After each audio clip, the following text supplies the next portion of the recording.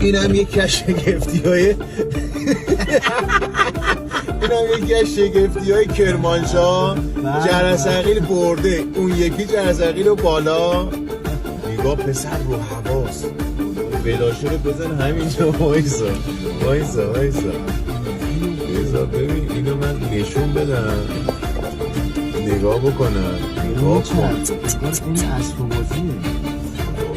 منم احساس میکنم اصلا اسباب بازی. نگاه کن، همه هم وایسادن راهنمایی اینا، همه وایسادن نگاه میکنن. خود جرثقیلی هم داره فیلم میگیره، میگه من چی کار میکنم.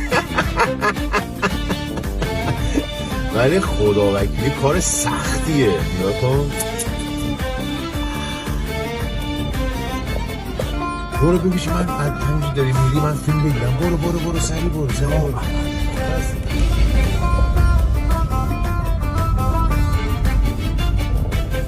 اینم جزء مسافرت ها دیگه. داری میتونم پایین